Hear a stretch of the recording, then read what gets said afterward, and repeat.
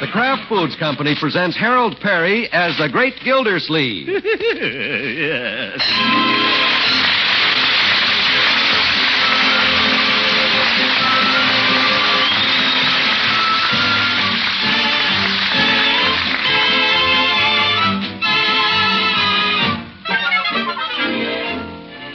The Great Gildersleeve is brought to you by the Kraft Foods Company, makers of Parkay margarine. Every day, millions of women all over America serve Parkay margarine because it tastes so good.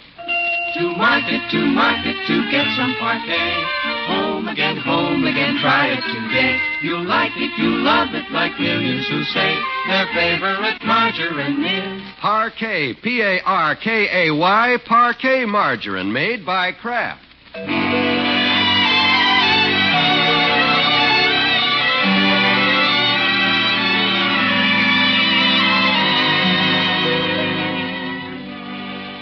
When his niece Marjorie started going out with boys, the Great Gildersleeve laid down certain rules. We'll skip all but one because everybody else has.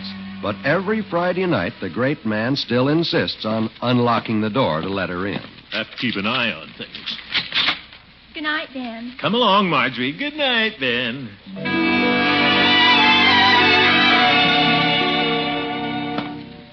Every Friday night, the same thing. Good night, Marshall. Come along, Marjorie. Good night, Marshall.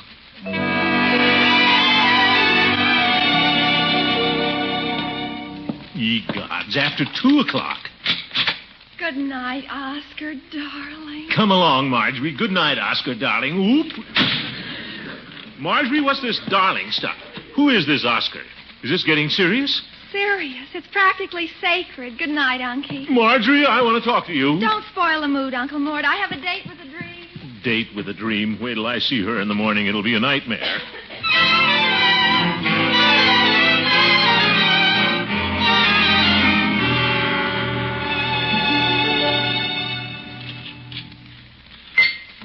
What's the matter, Mr. Gildersleeve? Don't the breakfast suit you? It's all right, Bertie. I'll wait till Leroy brings Marjorie down.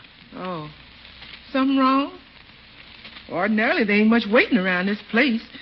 The way you pushed the plate back, I thought maybe you didn't like my breakfast. Everything's fine. Dandy. Well, it's getting cold. Like me to reheat the coffee? It's getting cold. No, thanks, Bertie. I put it there and it's getting cold. Yes. Ain't no use cooking it if you're just going to leave it late. Now, Bertie. If you don't eat it, there ain't no fault of mine. All right, Bertie. I put it there. That's all I can do. I put it there, but it's getting cold. Why can't Marjorie come to breakfast on time? She knows I want to talk to her this morning. Running around all hours, mooning over somebody I don't even know. Oscar. A girl her age. She said she'd be down in a minute, Unc. Yes, Leroy. She's working on the bags under her eyes. No remarks, young man. She says it's Saturday when she usually sleeps. There'll be no sleep this morning. She kept me up till 2 a.m. waiting for her. Yeah, think of that other poor guy she kept up, too. Oh, boy, bacon and eggs. Leroy, put down that knife. But, Unc. Drop that toast, too. For corn's sake, what did I do? We'll have breakfast together. We'll be polite and wait till everybody's seated. Like refined people. That's a rule around here. But everything's getting cold. It sure is, but I put it there. Well, you can start on your prunes, my boy. Well, I can eat prunes any time. They're always cold and clammy. Leroy, this is no time to give me an argument. I just dare anybody to try it. Marjorie? Good morning. What's everybody have to get up for? Marjorie, do you realize you kept us waiting for breakfast? But, Uncle Mort, it's Saturday morning. I mean, after all. Marjorie, you refused to discuss this Oscar with me last night. What is there to discuss? We're going steady. Marjorie, you mean you excluded all your other boyfriends for this Oscar? Certainly. And last night you got home at 2 o'clock this morning? Uncle Mort, that's not entirely true. I was here at 1:30. Then why didn't you let me know? I was waiting up. I didn't hear a sound. Marjorie, did that boy... Kiss me? What if he did? Did he? If you must know, we were talking about horses. Leroy? Horses, eh? At 1:30 in the morning? Marjorie, what's wrong with you? Oscar just likes horses, that's all. He's assistant riding master at the Oak Park stables. A stable boy. What's his last name? Van Buren. Oscar Van Buren. He comes from a good family. He's a Dutchman. If he doesn't keep away from here, he'll be a flying Dutchman. He's exquisite. He has a wonderful way with horses. Good. And let him confine it to horses. Next week, I want you to have a date with somebody else. Break it up. I will not. Marjorie? Uncle Mort, you have no right to dictate who my friend shall be. Oscar is a perfectly nice boy, and you may as well know that I don't intend dating anybody else ever. But you hardly know this new boy. It's the same old thing. Every time I look at a new boy, you object. Now, Marjorie. You are suspicious and unreasonable, Uncle Mort, and I'm not a little girl anymore. I'm a woman. Oh, I forbid you to become a woman. I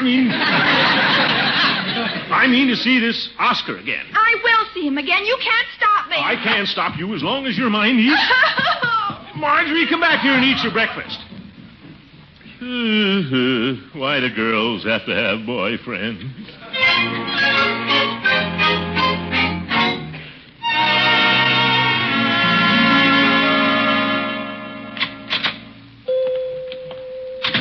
Well, hello, Mr. Gildersleeve.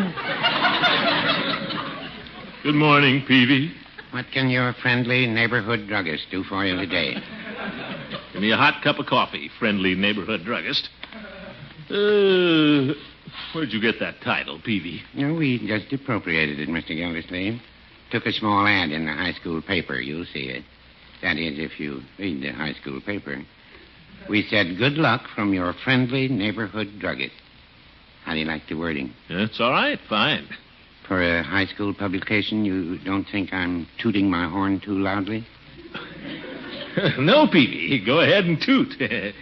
How about that cup of coffee? I'm sorry, Mr. Gildersleeve, but my coffee master is out of coffee this morning. How about a Coke? I need something warm.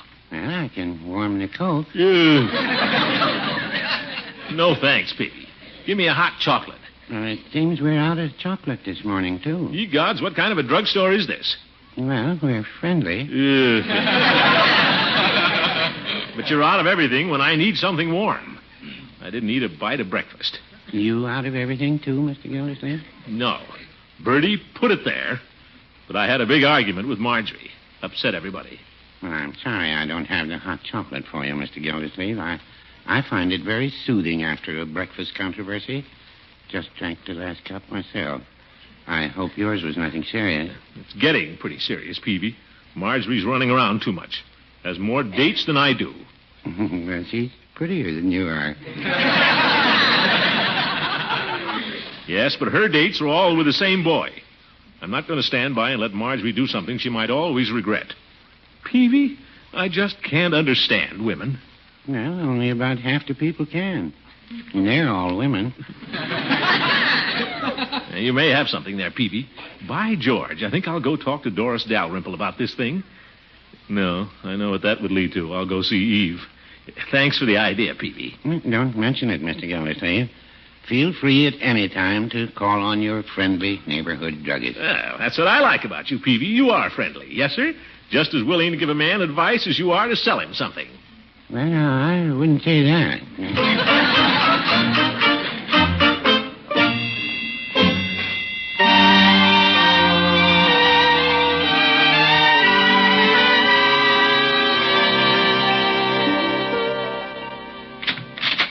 Well, Eve. Throckmorton, what a nice surprise. Sorry to barge in on you like this, Eve, but I've got to talk to you. It's very important. Why, of course, any time. But let's not stand out here. It's chilly. Yeah, chilly. You remember where to put your hat, don't you, Throckmorton? Oh, sure. See? Lands on the hall tree, just like always. It looks as though you've been practicing somewhere else. Won't you sit down? Yeah, thank you.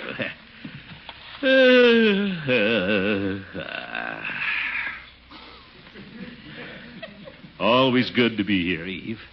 Been a long time since I sat on this sofa. Yes, it has. Doesn't feel the same. Used to sort of fit me. It had to be reupholstered. Last summer. Oh, yeah. Well, time does fly. Yes, doesn't it? Yeah. Eve, I've got things on my mind. Big things. Oh? Eve, Yes? I'll come to the point. How long do you think a fellow should go with a girl before she lets him kiss her? Well, you certainly do come to the point. Oh, I'm not talking about us, Eve. It's Marjorie. She fancies herself in love with a boy she's only gone out with a couple of times. Oh, aren't teenagers fun, Throckmorton? Well, they fall in love and out again every other day, sometimes between classes. And the more capricious they are, the less we worry. This is different, Eve. I can't reason with her. Since she met this fellow, she pays no attention to me. He's nothing but a bridle path cowboy. Cowboy? Well, an assistant riding master. And I've given orders she isn't to see him again. Oh. Well, do you think that was wise, Throckmorton? If he isn't the right boy, why not give Marjorie a chance to discover it? Huh? You know, sometimes you can discourage romance by encouraging it. Why not encourage one of Marjorie's for a change and see what happens? Well, nobody ever encourages mine. Throckmorton, you don't need any encouragement. I'm sure Marjorie is intelligent enough to know what she's doing. Maybe you're right, Eve. I'll do it. Anyway, I can't stand having Marjorie mad at me. I'll go home and help the little romance along. Everything will turn out all right, Throckmorton. Eve, you're wonderful. Well, I like to hear you say it. Eve. But I'm afraid I'll have to chase you home now. I'd planned to go shopping today. When can I come back for some more advice? Tonight? I'm afraid not. I've so much to do. Eve. And you have a niece to look after, remember? Yeah. Well, some other time, Eve. Goodbye. Goodbye. Eve, you're terrific. Throckmorton! Well, you said encourage romance. I was just reviving an old one. Where's my hat?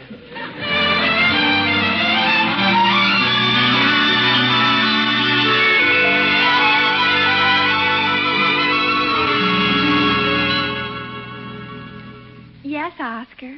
Oh, I'd love it. I'd adore to. It sounds super, Oscar, really. Well, hello, everybody. It's me. I'm home. Oh, pardon me, my dear. I didn't know you were on the telephone. I'd better hang up now, Oscar. Little Caesar just came in. Goodbye. Go right ahead. Don't hang up on my account, my dear. Perfectly all right. Why don't you call him back? Enjoy yourself. Are you feeling all right, Uncle Mort? Feeling fine, Marjorie. Never better. And I must say you were never prettier, my dear. No, sir. Wonderful dress. Don't blame Oscar for falling for you. Little Marjorie. Uncle Mort, what's come over you? Well, I'm sorry about this morning, Marjorie. You were right.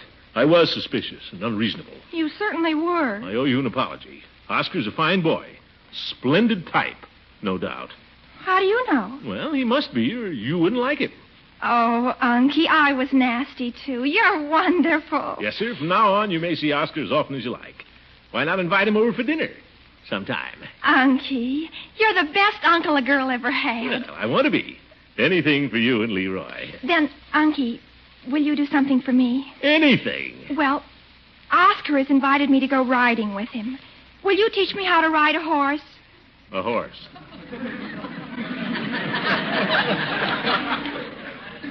But, Marjorie... I wouldn't dare let Oscar know I've never ridden. He'd think I was just too impossible if I couldn't ride a horse. Will you teach me, Unky? Well, You promised to do anything. But, Marjorie, it's been a long time since your old uncle has had anything to do with horses. But you said when you were in the National Guard, you were in the cavalry. Yes, my dear, but everybody in the cavalry didn't ride the horses. But if it'll make you happy...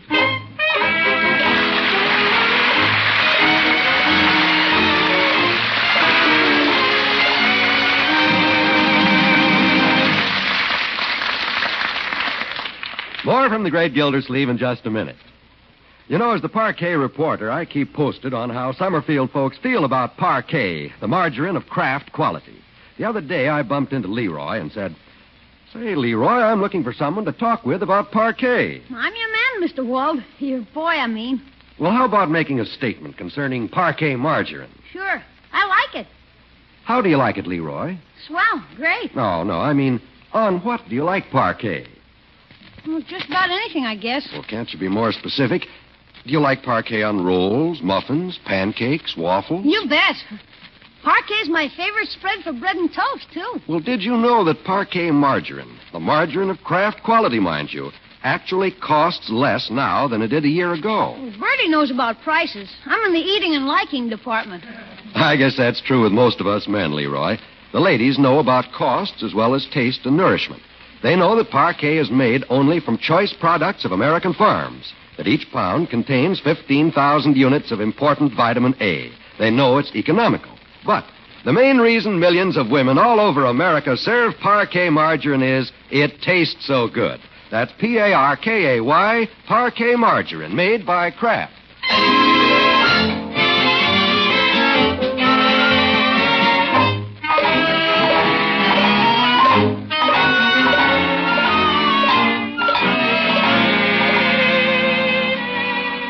Now let's return to the great Gildersleeve.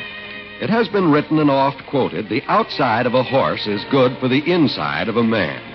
But we know a man who likes the inside of a house much better than the outside of a horse.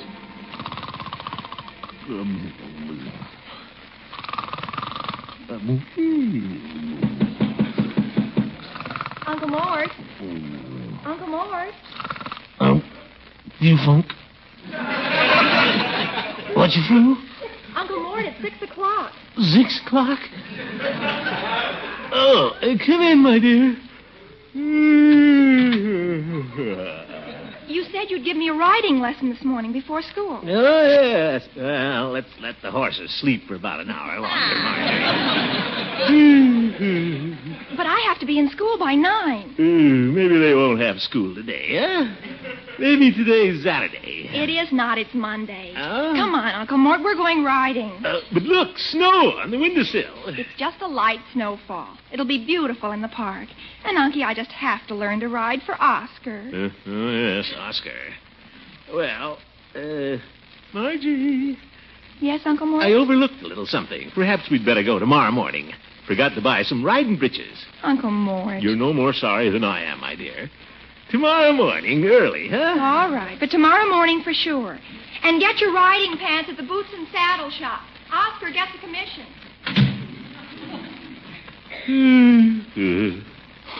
Now I'm wide awake. It's 6 o'clock in the morning. Now I'll never get back to sleep. Why did I ever...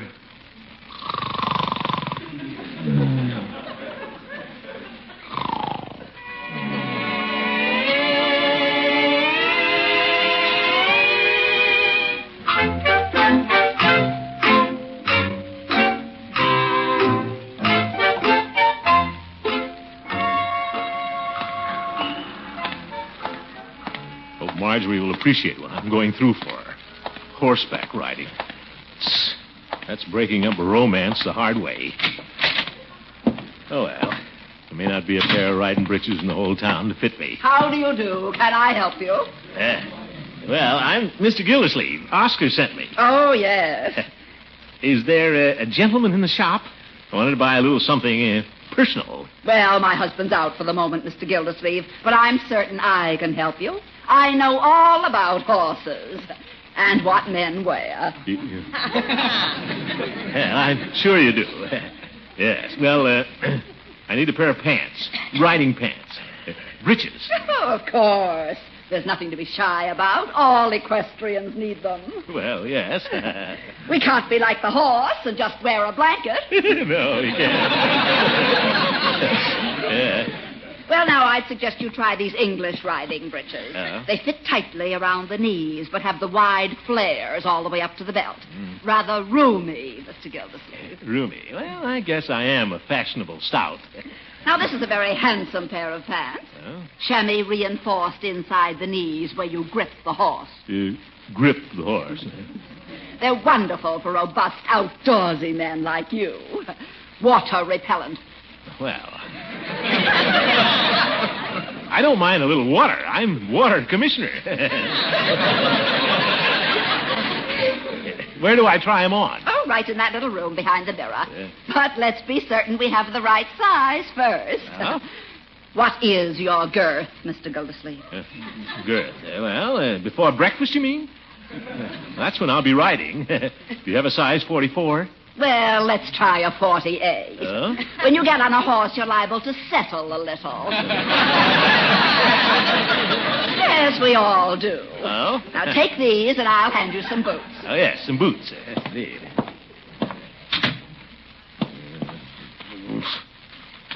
Darn these little rooms.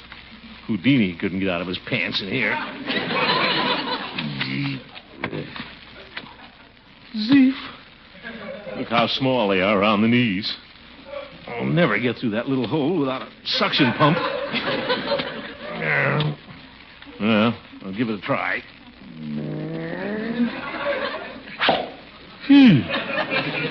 Well, that's one of them. Now for the left one. Oh, zook.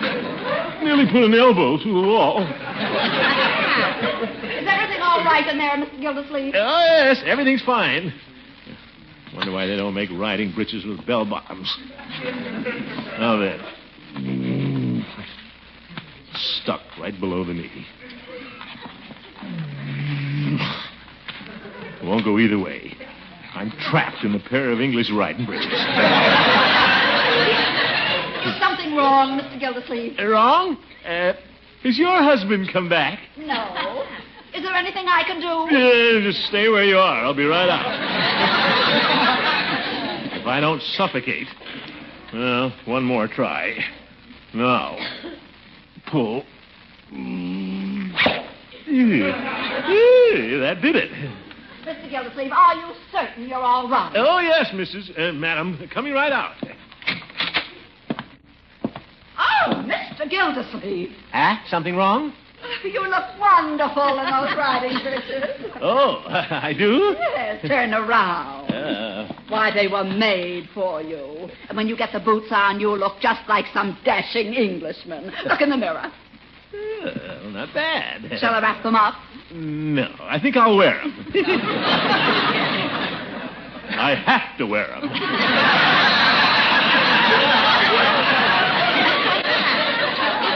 Hand me the boots.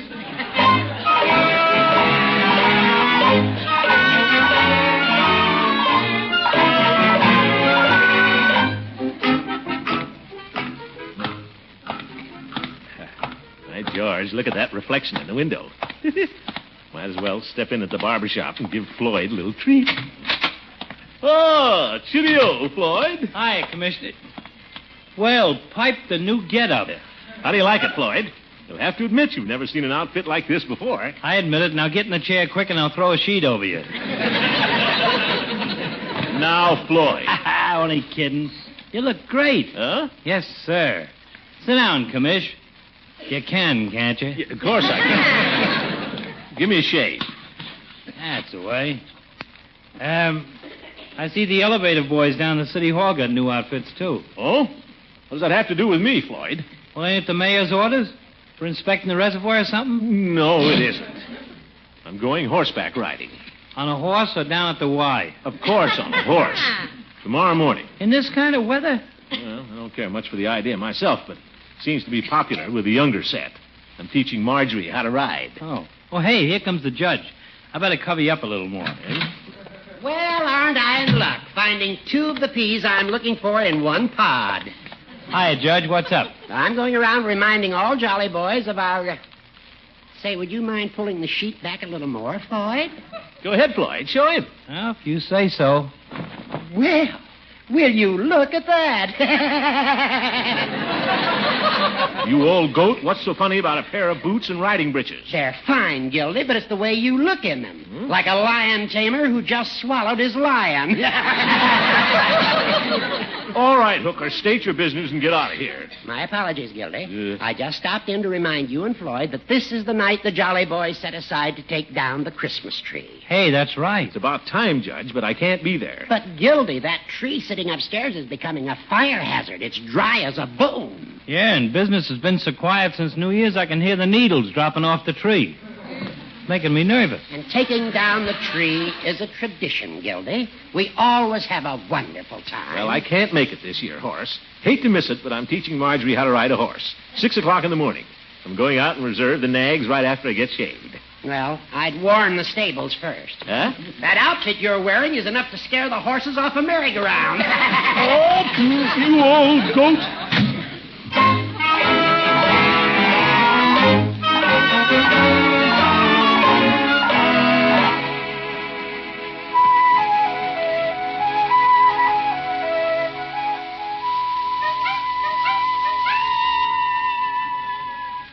Pull harder, Leroy, and pull when I do. I'm pulling. Yeah, that's one I'm on.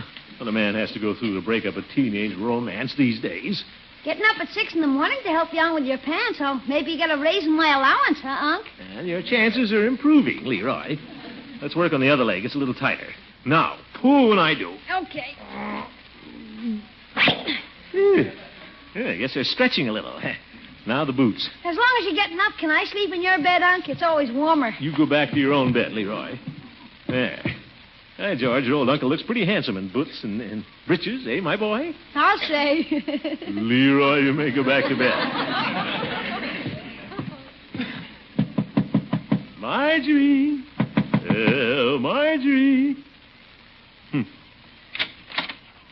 Oh, for goodness sake, Marjorie, wake up.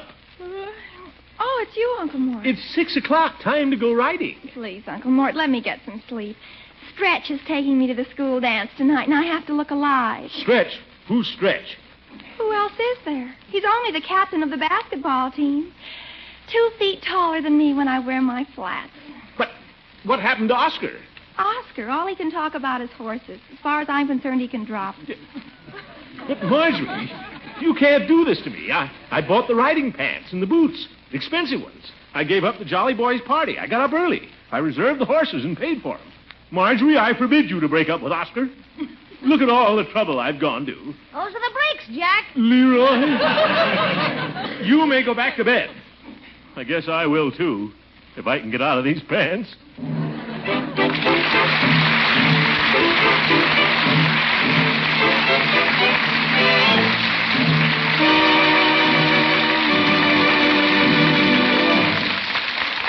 Stick around, folks. Maybe the great man will find some use for them.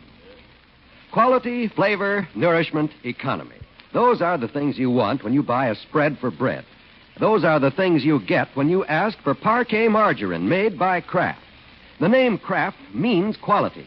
Parkay, made by Kraft, means a spread with delicious, fresh nourishment at a price lower today than it was a year ago. That, my friend, is really economy. And remember, every pound of tasty Parkay margarine is fortified with 15,000 units of vitamin A.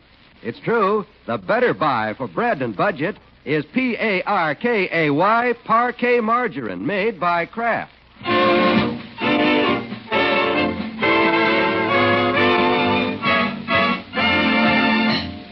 Oh, give me my boots and the saddle.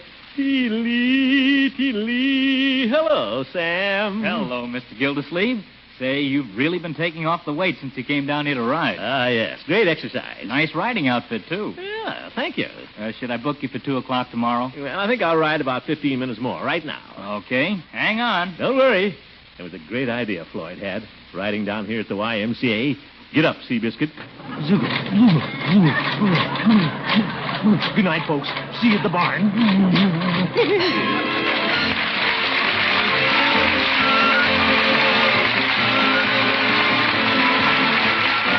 The Great Gildersleeve is played by Harold Perry. It was written by John Elliott and Andy White with music by Jack Meakin.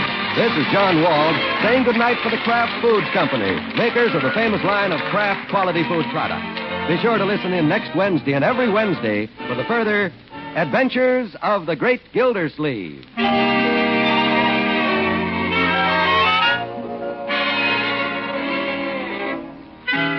Does your family like macaroni and cheese that's fluffy light with golden cheddar cheese flavor through and through? Then get Kraft Dinner from your food store tomorrow. 1 package of Kraft Dinner contains enough quick-cooking macaroni and golden Kraft grated to make a dish of macaroni and cheese that will serve 4 people. It's a grand, thrifty main dish. And Kraft Dinner cooks in just 7 minutes. So for quick, economical, swell-tasting macaroni and cheese, get Kraft Dinner.